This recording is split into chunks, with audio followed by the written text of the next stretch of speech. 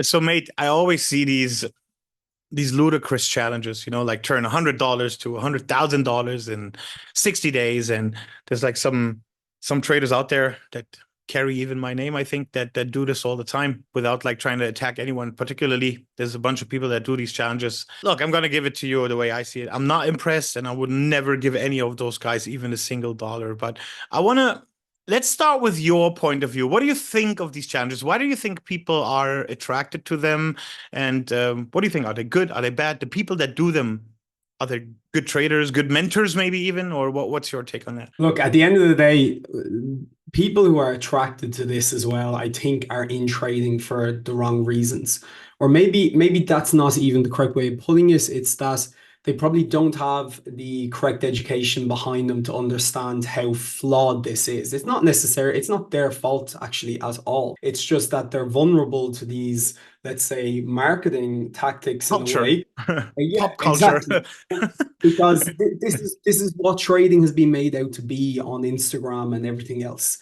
People, with basic maths, even we can calculate the numbers pretty quickly that if this was able to be, replicated over and over again and wasn't some sort of lucky streak, even if it does happen, you'd realize that these individuals would be the richest people on earth if they were able to actually do this. Continuously, exactly. Yeah, Exactly. yeah. You look at even hedge funds and institutions, and yes, they themselves will have restrictions, and people will argue that.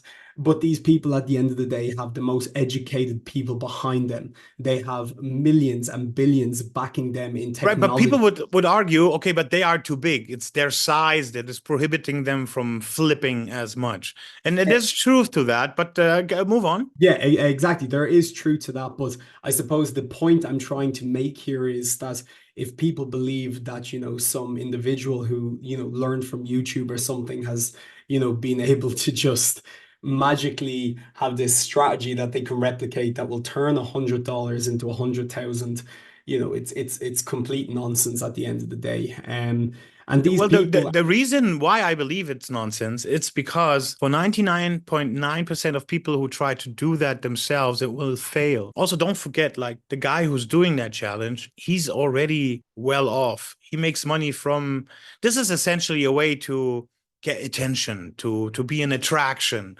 to have a bunch of followers or a ton of followers that are actually worshiping him for. It's a little bit like like a stuntman sort of guy, and and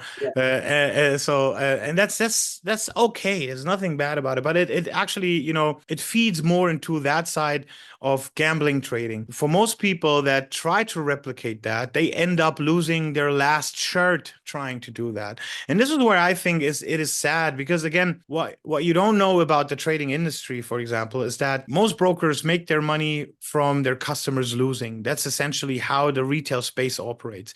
Now, if that guy that advocates a challenge has an affiliate link to any sort of broker, and all these people that try to do a challenge themselves lose their money, they're essentially donating their money to him and the broker. And they may not even know that they are doing that. So I believe that this whole culture around reckless trading serves one purpose. It's to feed the machine.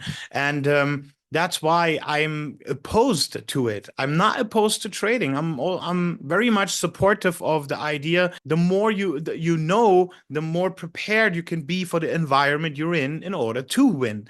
And the problem is that when you don't know whose interests align where and who makes money, then all you see is that phenomenal side of $100 to $100,000. But the tens of thousands of people that lose their own $500,000 to the brokerage, to the affiliate, that's the sad story behind it that nobody's talking about. And this is why I think this is just wrong. And that's also why I'm opposed to it. Not just from the side of this is not sustainable, this is gambling, this is never gonna, really result in any sort of stable or scalable type of skill set or income. None of these things are going to happen. But that's not even what I'm talking about. What I'm talking is about this fosters a culture for the people that already have little money to lose all their money to someone who is smarter than them and is taking their money in an indirect way without them actually noticing about it. So, I think there's a saying like the best trick the devil ever pulled is to make people believe that he doesn't exist. And that's exactly that. Yes, exactly, spot on.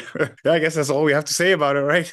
Yeah, yeah. I don't think you can go much more anyway into it. Like, Perfect. And that's also why I believe it makes zero sense to learn from these guys. Because what is he going to teach you? Okay, look, maybe you learn some moves, it's like, when you were in fighting, you learn like a certain move, but you don't learn the strategic application of that move within a whole fight. There's a difference between a punch and winning a fight.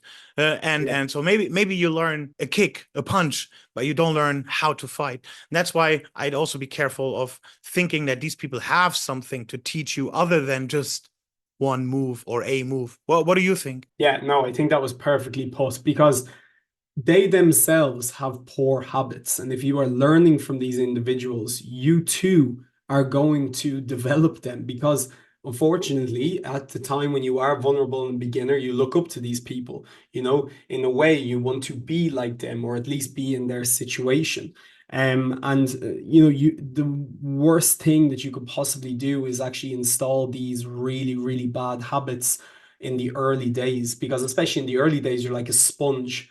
So you really want to be learning these good habits and the correct foundations from the very beginning, if possible. Because, you'll find a lot of people when they do learn the correct foundations, it's almost like a whole new learning process. There's so many new aha moments where things finally make sense, where once they were struggling, they have these bad habits from following people that promote things like this.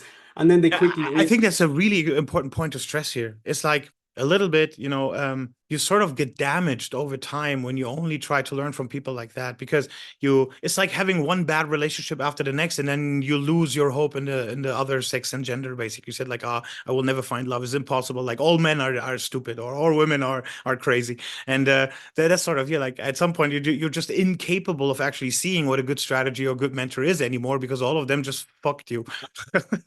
exactly that.